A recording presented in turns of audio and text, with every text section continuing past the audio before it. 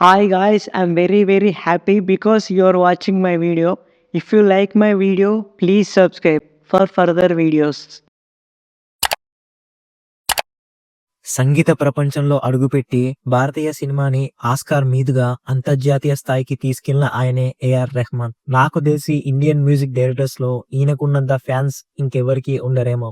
AR Rahman అనే పేరు నాకు ఫస్ట్ ఎప్పుడు తెలుసంటే, నేను చిన్నప్పుడు న్యూ ఇయర్ కి క్యాలెండర్ కొనడానికి షాప్ కి వెళ్తే అక్కడ ఆ క్యాలెండర్ లో ఒకరి ఫోటో ఉంది.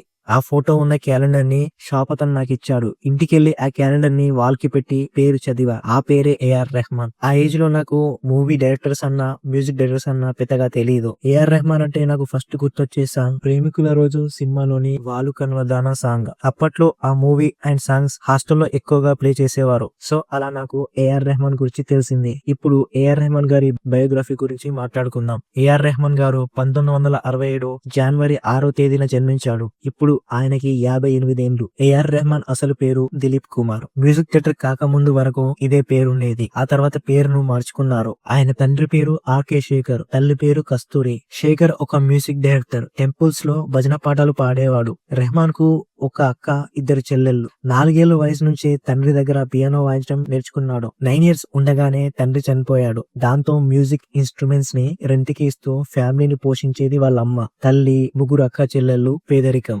11 ఇయర్స్ లోనే ఇళయరాజా, రాజ్ కోటి, రమేష్ నాయుడు లాంటి మ్యూజిక్ డైరెక్టర్స్ దగ్గర కీబోర్డ్ ప్లేయర్ గా పనిచేసి ఇల్లును పోషించేవాడు. దూరదర్శన్ వండర్ బెలూన్ అనే ఒక ప్రోగ్రామ్ లో ఒకేసారి 4 కీబోర్డ్స్ ని వాయిస్తూ కనిపించాడు. పనిలో పడి స్కూల్ కి సరిగ్గా వెళ్ళలేకపోయాడు. మ్యూజిక్ డైరెక్టర్స్ కూడా ఓన్ ఇన్స్ట్రుమెంట్స్ ని కొనుక్కోవడంతో వీరి అద్దె వ్యాపారానికి గిరాకీ తగ్గింది.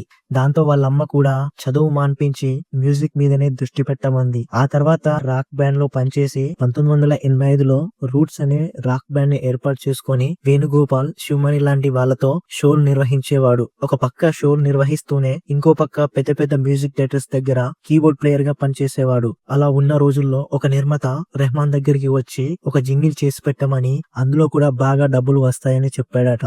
జింగిల్ అంటే అడ్వర్టైజ్మెంట్. 1 నిమిషం లోపు ఉన్న దానిని జింగిల్ అంటారు. దీంతో రెహమాన్ గారు ఆ జింగిల్ చేయడానికి ఒప్పుకున్నారు.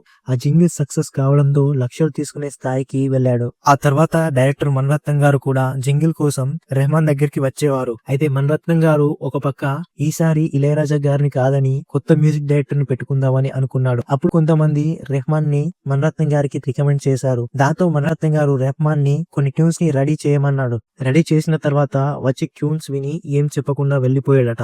మళ్ళీ 4 నెలల తర్వాత మణిరత్నం గారు ఫోన్ చేసి, నీ ట్యూన్స్ బాగున్నాయని, నేను తీయబోయే సినిమాకి నువ్వే మ్యూజిక్ డైరెక్టర్ అని రోజా కథ వినిపించి ఆ కథకు తగ్గట్టు బాణీలు సమకూర్చమన్నాడు. అలా మణిరత్నం గారు రోజు రెహమాన్ దగ్గరికి వచ్చి రాత్రంతా ట్యూన్స్ చేసుకునేవాడు. ఫైనల్ గా 1992లో రోజా సినిమా రిలీజ్ అయి రెహమాన్ గారి కెరియర్ నే మార్చేసింది. ఆ మూవీలో చిన్ని చిన్ని ఆశా సాంగ్, పర్వం వానగా సాంగ్, నా చెలి రోజావే సాంగ్ అందరికీ ఫేవరెట్. ఆ మూవీ సాంగ్స్ తో ఒక కొత్త రకమైన మ్యూజికల్ ఎక్స్పీరియన్స్ ని ఇచ్చాడు రెహమాన్.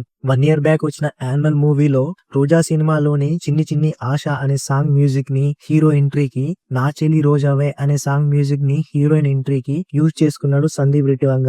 ఆ సాంగ్స్ వచ్చి 30 ఇయర్స్ అయినా కూడా ఆ ఫ్రెష్నెస్ పోలేదు. యానిమల్ మూవీలో ఆ సాంగ్స్ మ్యూజిక్ వచ్చినప్పుడు అందరూ చాలా ఎంజాయ్ చేశారు. సందీప్ రెడ్డివంగ గారికి కూడా రెహమాన్ గారంటే పిచ్చి. చాలా ఇంటర్వ్యూస్ లో వన్ ఆఫ్ మై ఇన్స్పిరేషన్ అని చెప్పాడు. రోజా తర్వాత కుదియ ముగం, జెంటిల్మ్యాన్, కాదలన్, డ్యూయట్, బొంబాయి, సఖీ, జీన్స్, ప్రోబో, శివాజీ, ఇవే కాకుండా ఇంకా చాలా మూవీస్ కి మ్యూజిక్ ఇచ్చాడు. హిందీలో కూడా రెహమాన్ కి బాగా డిమాండ్ ఉంది.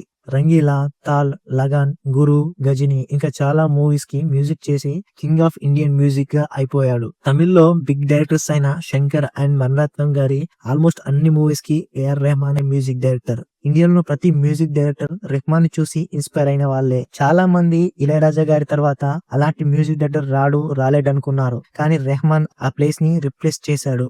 2009లో రిలీజ్ అయిన స్లమ్ డాగ్ మిలియనేర్ మూవీలో ఉన్న జైహో సాంగ్ కి 2 కేటగిరీస్ లో 2 ఆస్కార్స్ రెహమాన్ గారికి వచ్చాయి. మామూలు కీబోర్డ్ ప్లేయర్ గా లైఫ్ స్టార్ట్ చేసి ఇప్పుడు వరల్డ్ లోనే one of great music director గా పేరును సంపాదించుకున్నాడు. ఇలాంటి అవార్డ్స్ ఆయన ఇంకెన్నో గెలుచుకోవాలని కోరుకుంటూ a very happy birthday to Rahman sir. So ఇది గైస్ వీడియో.